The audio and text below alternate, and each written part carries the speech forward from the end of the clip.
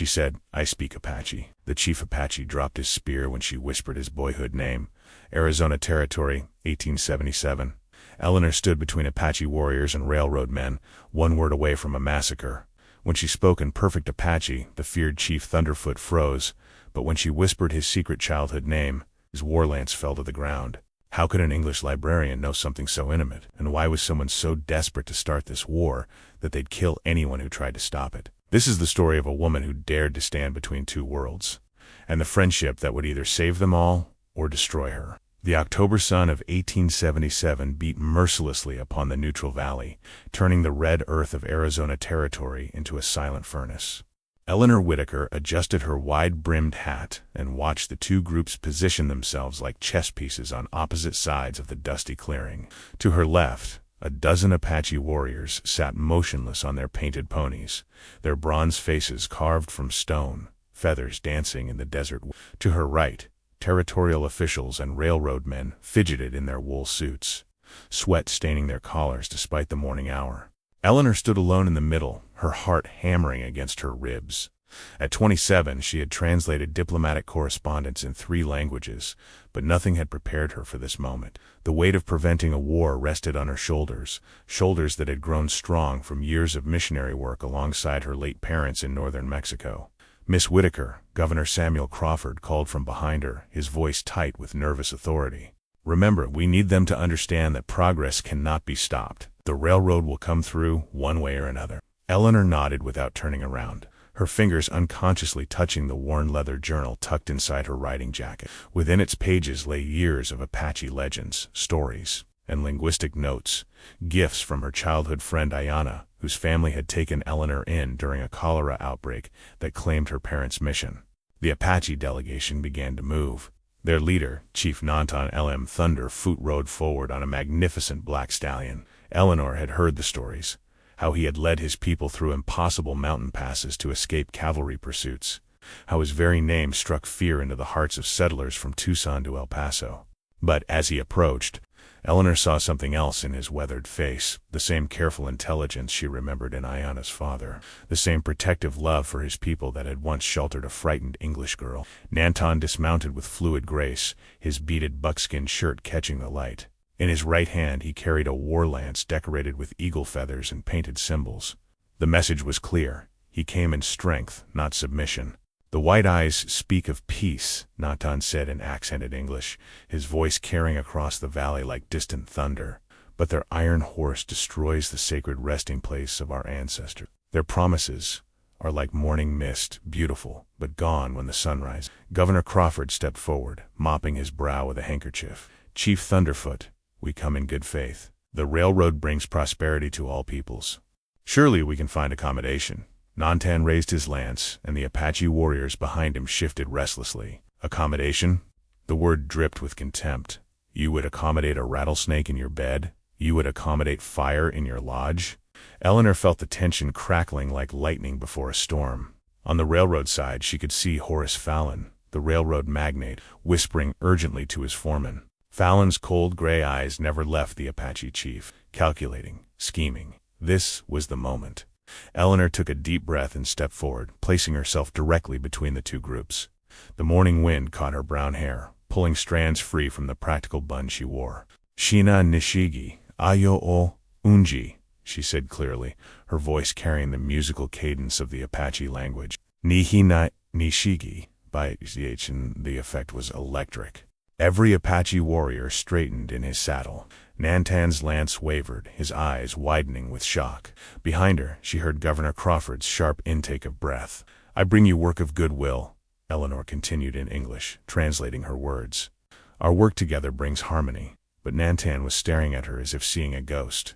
Eleanor took another step closer, close enough to see the silver threads in his black braids, close enough to smell the sage smoke that clung to his clothes. "Goyat," she whispered, using the childhood name that only family would know. "Little Lightning, your sister Ayanna taught me your true name." The war lance fell from Nantan's fingers, striking the earth with a dull thud that seemed to echo across the entire valley. The silence stretched like a taut bowstring. Eleanor watched as recognition dawned in Nantan's dark eyes, followed by something she hadn't expected: pain. "Ayanna," he said softly, the name carried away by the desert wind. My sister spoke of the white girl who learned our ways, but that was many seasons ago. 15 years, Eleanor replied, switching back to Apache. She saved my life when the spotted sickness came to the mission. Your mother fed me. Your father taught me to read the signs in the sky. I have never forgotten. Behind her, she could hear Horace Fallon's harsh whisper. What's she saying? Crawford, control your translator. But Governor Crawford seemed as mesmerized as everyone else. Eleanor kept her eyes on Nantan, watching the internal struggle play across his features. Here was a man caught between worlds, the leader who must appear strong before his warriors, and the brother remembering a lost sister's kindness. Where is Ayana now? Nantan asked, though his tone suggested he already knew the answer. Eleanor's throat tightened. She walks the spirit trail. The winter sickness took her 3 years past. But before she died, she made me promise to use what she taught me to build bridges, not walls. Nantan closed his eyes briefly, and when he opened them again, Eleanor saw the weight of leadership settling back onto his shoulders like a heavy blanket. The white woman speaks our tongue, he announced to his warriors, his voice carrying new authority. This is ... unusual. Perhaps the spirits have sent her for a purpose. Young Chato, one of the fiercest warriors, urged his horse forward. His face was painted for war, and his hand rested on his rifle. Nantan, this could be a trick. The white eyes are clever with deception. Eleanor understood every word, but she waited for Nantan to respond. She had learned long ago that respect in Apache culture meant knowing when to speak and when to listen. 3 nights, Nantan said finally, addressing Eleanor directly. You will come to our camp. If you truly carry my sister's wisdom, you will prove it in the sacred circle. If you are a spy, ... But he didn't finish the sentence, but his meaning was clear. Governor Crawford sputtered. Now see here, Chief. Miss Whitaker is under territorial protection. I accept, Eleanor interrupted, her voice steady despite the fear coursing through her veins.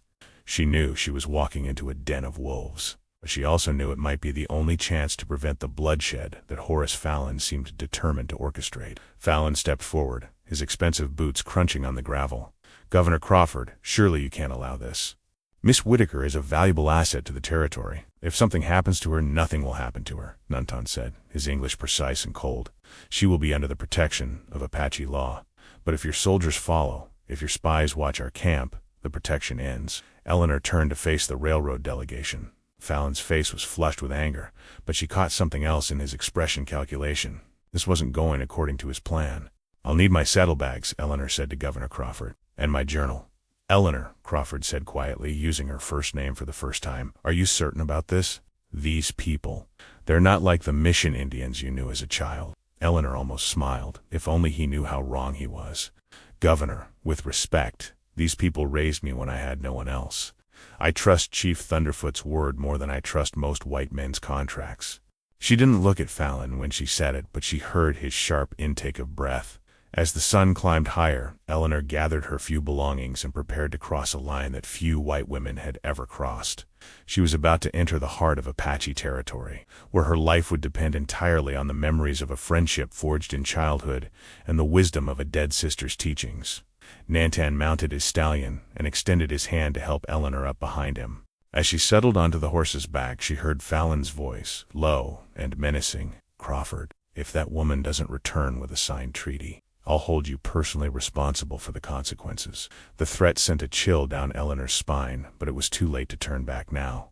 As they rode toward the distant mountains, she could only pray that Ayana's spirit would guide her through the trials ahead. The Apache camp nestled in a hidden canyon like a secret whispered by the mountains themselves. Eleanor had ridden behind Nantan for 3 hours, her arms aching from gripping the horse's flanks, her mind racing with memories and fears. As they descended into the canyon, she saw the beauty that the railroad would destroy. Ancient petroglyphs carved into red stone walls, a clear stream that sang over smooth rocks, and scattered among the cottonwoods, the traditional wickiup stone-shaped dwellings covered with brush and hides. Children ran alongside their horses, chattering in Apache and pointing at the strange white woman. Eleanor caught fragments of their words: Inda, white person, and Bazad, language. Word of her linguistic abilities had already spread. An elderly woman emerged from the largest wickiup, her silver hair braided with turquoise beads.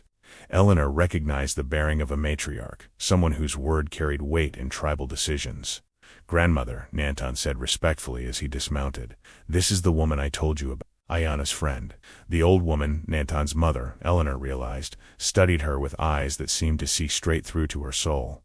When she spoke, her voice carried the authority of decades. "You have grown tall, little sparrow," she said in Apache.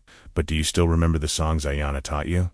Eleanor's heart leaped. This woman remembered her. "I remember the song of the morning star, grandmother, and the prayer for safe journeys." A smile creased the old woman's weathered face. "Come, you must be hungry. We will talk of my daughter while we prepare the evening meal." As Eleanor helped with the cooking, grinding corn, tending the fire, she felt the suspicious stares of the younger warriors. She understood their mistrust. To them, she represented everything that threatened their way of life: the encroaching railroad, the broken treaties, the endless hunger of white expansion. But the women were different. They remembered Ayana's stories of the white girl who had learned their ways. Slowly, carefully, they began to include Eleanor in their conversations, testing her knowledge of their customs and language. As darkness fell, Nantan called for the sacred circle. The entire tribe gathered around a central fire, the flames casting dancing shadows on the canyon walls. Eleanor sat where Nantan indicated, acutely aware that she was the only white person for 50 miles in any direction.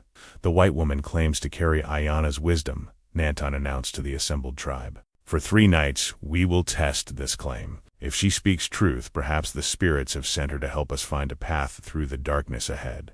Chato stood up, his young face hard with anger. "Nantan, while we sit in circles and talk, the iron horse moves closer to our sacred places. The white eyes gather weapons in their towns. How long do we wait before we strike?" Murmurs of agreement rippled through the younger warriors. Eleanor could feel the tension building like pressure before a thunderstorm. "And what would you have us do, young wolf?" asked an older warrior named Goshi. "Fight the entire white army? Watch our children die for the sake of your pride? Better to die as warriors than live as beggars on the white man's reservation." Chato shot back. Eleanor knew this was her moment. She stood slowly, feeling every eye in the circle. "May I speak?" she asked formally. Nantan nodded, though she could see the uncertainty in his eyes. "I have lived in both worlds," Eleanor began, her Apache flowing more smoothly now as childhood memories returned. "I have seen the white man's hunger for land, for gold, for power, but I have also seen his fear of what he does not understand." She paused, looking around the circle at faces illuminated by firelight. "The railroad man, Fallon, wants war. He has told the white soldiers that you plan to attack their towns. He has spread lies to make them afraid, to make them angry. If you strike first, you give him what he wants, an excuse to bring the full might of the army against you." Chato's eyes flashed. "Then what do you counsel, white woman?" "That we surrender our sacred places to the iron horse." Eleanor reached into her jacket and pulled out her leather journal. "I counseled that we use the white man's own laws against him. Ayana taught me that the spider defeats the hawk not with strength, but with cleverness." She opened the journal to a page covered with legal notes she had made during her journey to Arizona. "The railroad claims ownership of this land through government grants, but I have studied their papers. The sacred burial ground lies outside their legal boundaries. They have no right to disturb it." A ripple of interest went through the circle. Even Chato leaned forward to listen. "If we can prove this to the territorial governor, to the army commanders, we can stop the railroad without a single shot being..." Nantan's mother spoke up from her place of honor. "And you believe the white authorities will listen to such proof?" Eleanor met the old woman's gaze steadily. "Not if it comes from Apache voices alone. But if it comes from a white woman who speaks your language, who has lived among your people, perhaps they will listen." The fire crackled in the silence that followed.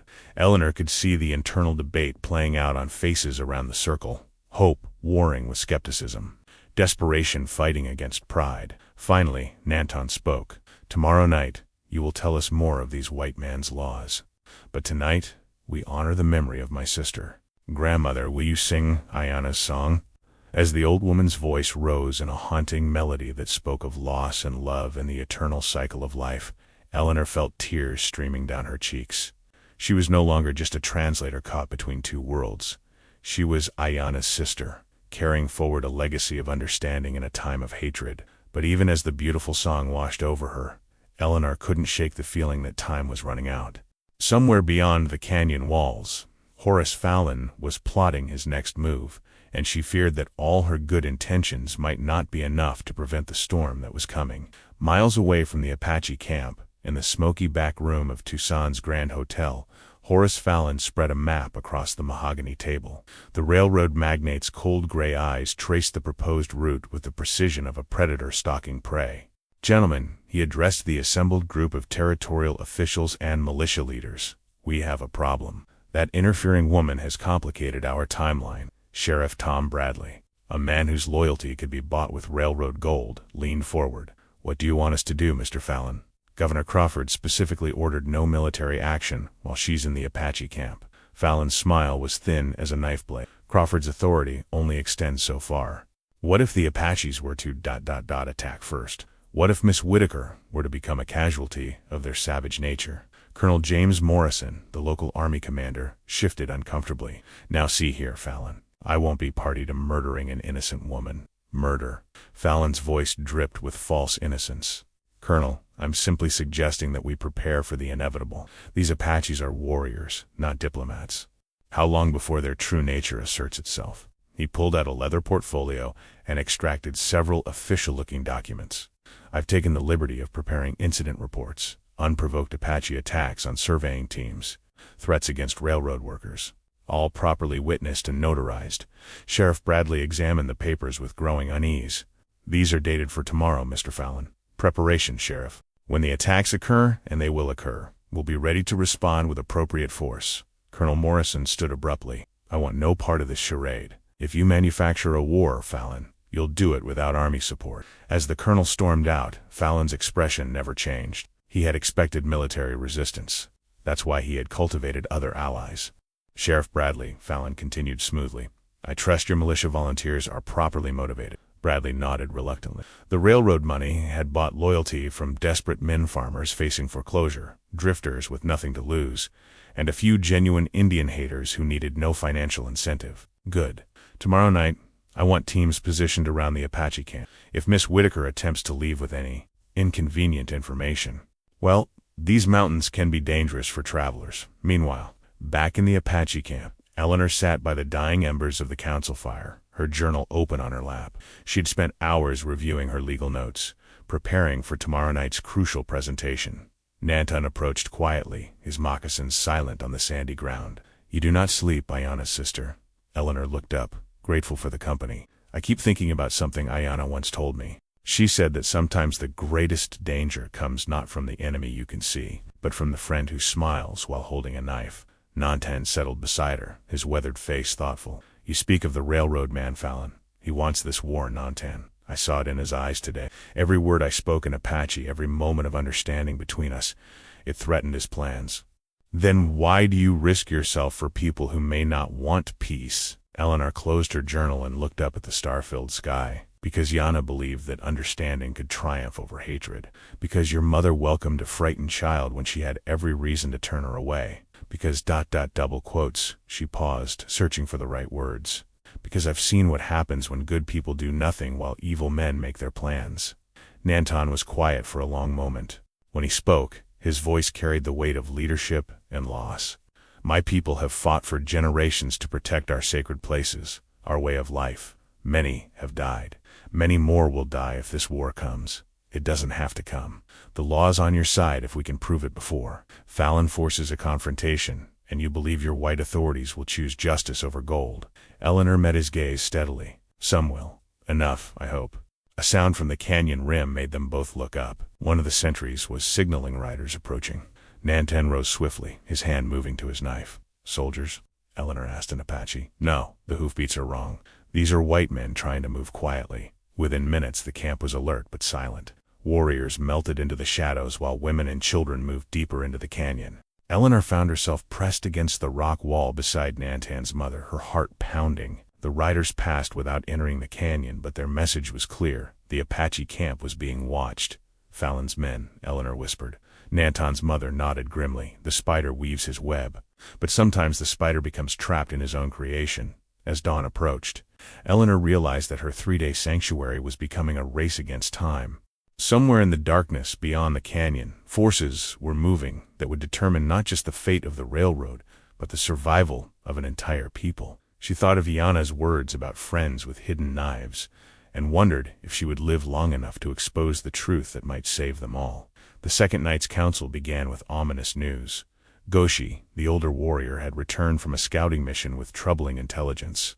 "White men gather at 3 places around our canyon," he reported to the assembled tribe. "They carry many weapons and move like hunters, not soldiers." Eleanor felt her blood turn to ice.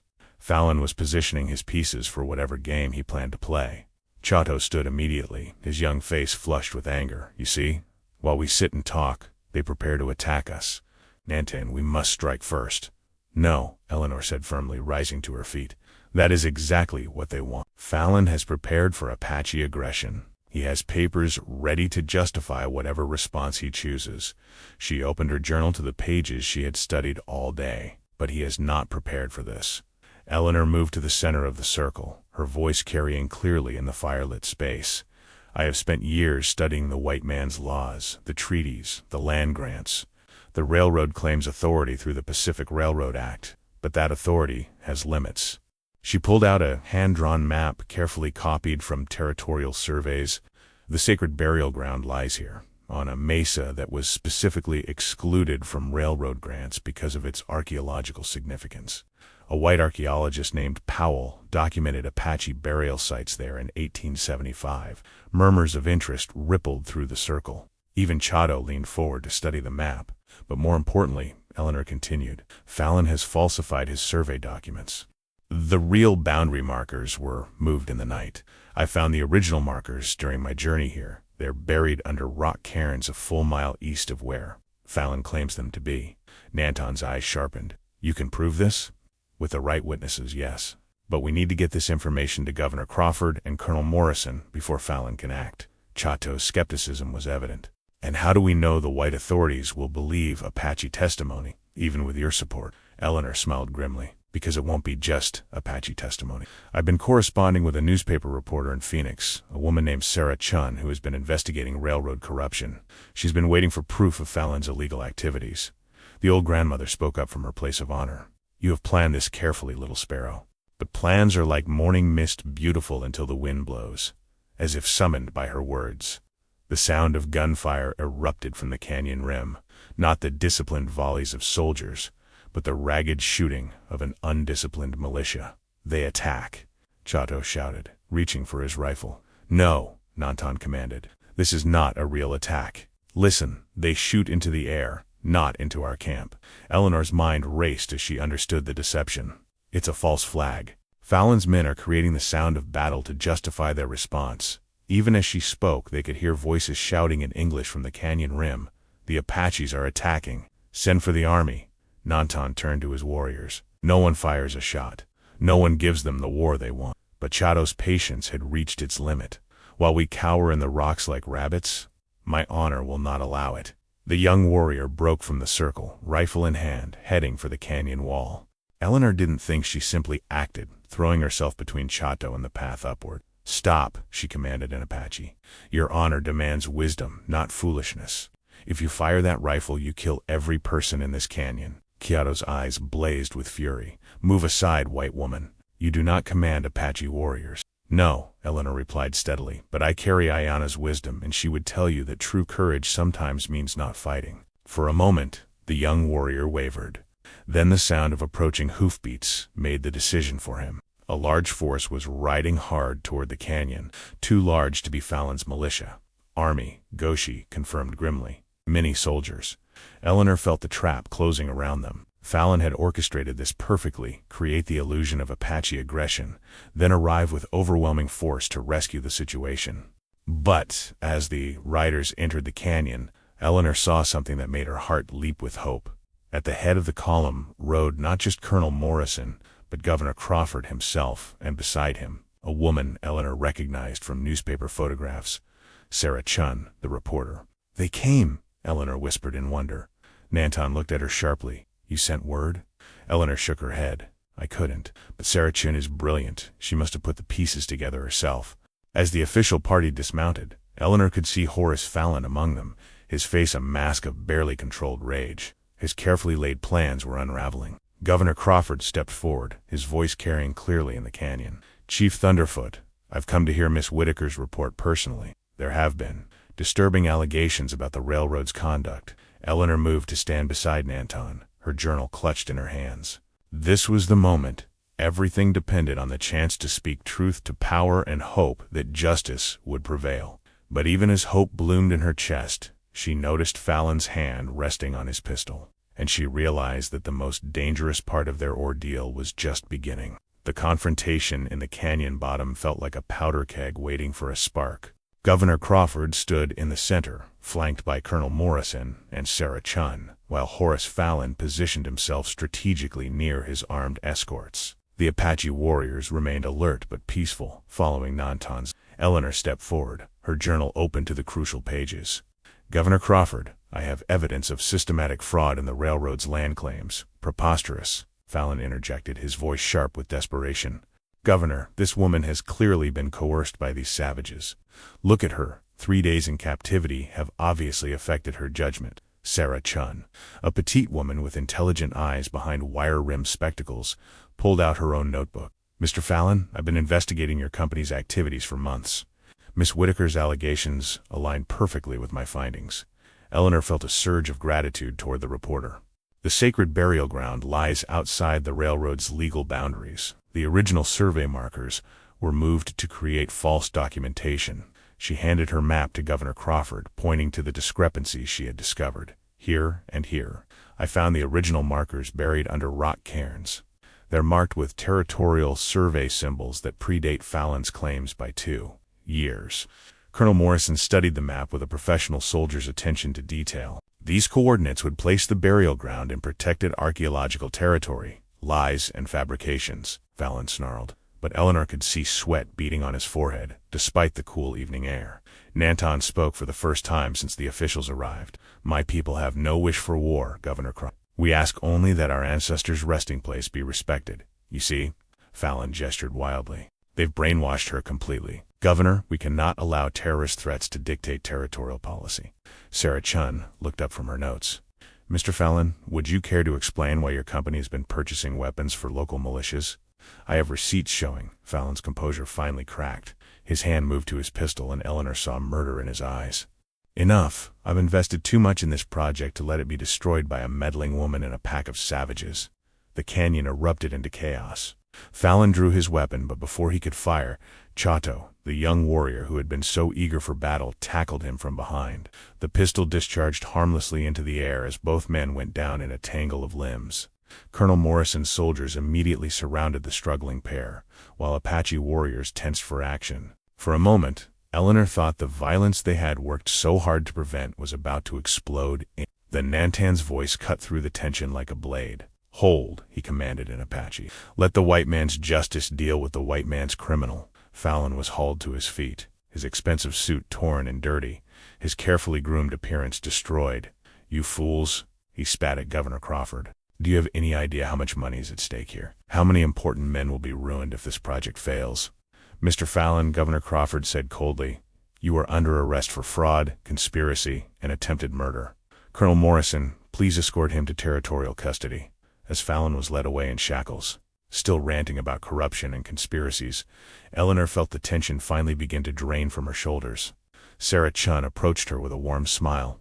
Miss Whitaker, I'd like to interview you for my story. The territorial newspapers need to hear about what really happened here. Eleanor nodded, then turned to Nanton. What happens now? The Apache chief looked out over his people, then back at the territorial officials. Now we learn if the white man's promises are stronger than his greed. Governor Crawford stepped forward. Chief Thunderfoot, I propose a formal treaty. The sacred burial ground will be protected under territorial law. In exchange, the railroad may proceed along an alternate route that avoids all Apache sacred sites. And what guarantee do we have that this treaty will be honored? Nanton asked. Eleanor spoke up. I'd like to propose something, Governor. A permanent cultural liaison position. Someone who speaks both languages and understands both cultures. Someone who can ensure that future misunderstandings don't escalate into violence. Sarah Chun's eyes lit up. That's brilliant. A bridge between worlds. Governor Crawford nodded slowly. Miss Whitaker, would you be willing to accept such a position? Eleanor looked around the canyon at the Apache faces that had become familiar, at the officials who represented her own culture, at the reporter who would tell this story to the world. She thought of Ayanna, whose friendship had made all of this possible. I accept, she said simply. As the desert stars began to appear in the darkening sky above the canyon, Eleanor realized that some bridges between worlds are built not with grand gestures, but with simple acts of courage, a woman willing to step into the space between enemies, a chief wise enough to listen, and the enduring power of friendship to triumph over fear. The railroad would still come, change was inevitable, but it would come with honor intact and sacred places protected. In the end, that was all any of them could ask for. What did you think of Eleanor's incredible journey? Have you ever found yourself caught between two different worlds, trying to build bridges where others saw only walls? I'd love to hear your thoughts in the comments below. If you enjoyed this story of courage, friendship, and the power of understanding, please give this video a thumbs up and subscribe to our channel for more inspiring historical tales. Ring that notification bell so you never miss a story that might just change how you see the world.